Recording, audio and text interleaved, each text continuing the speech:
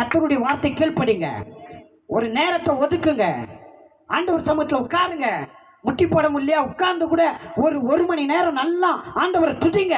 கர்த்தருக்கு காத்திருக்கிறவர்கள் புது பலன் அடைந்து கழுகுகளைப் போல செட்டைகளை அடித்து உயரே எழும்புவார்கள். அவர்கள் ஓடினாலும் இளைப்படையார்கள், நடந்தாலும் சோர்ந்து போகார்கள். ஏனென்றால் இந்த உலகத்தின் பலன் அல்ல, உன்னதத்தின் பலன் உண்டாகும். ஆமென். எத்தனை பேருக்கு உன்னதத்தின் பலன் வேணும்? அவர் சமூகத்தில் இருங்க. இயற்கைக்கு அப்பாற்பட்ட விதத்துல தேவனுடைய வல்லமை உங்க மேல இறங்குறத நீங்க பாப்பீங்க. இயற்கைக்கு அப்பாற்பட்ட விதத்துல உங்க மேல ஆசீர்வாதம் செயல்படுவதை பாப்பீங்க.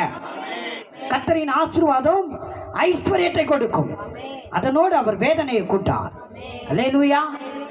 சொல்லுவாங்க, நமக்கு வேதனை இருக்கும், நமக்கு பாடு இருக்கும். நான் சொல்றேன், எதுவானா இருக்கட்டும், அது உங்களை மேற்கொள்ள முடியாது, அது உங்களை ஜெயிக்க முடியாது. எதுவானாலும் உங்களுக்கு எதிராக வரட்டும், 1000 10,000 பேர் கூட உங்களுக்கு எதிராக எழும்பட்டும், நீங்கள் விழ மாட்டீங்க. அல்லேலூயா.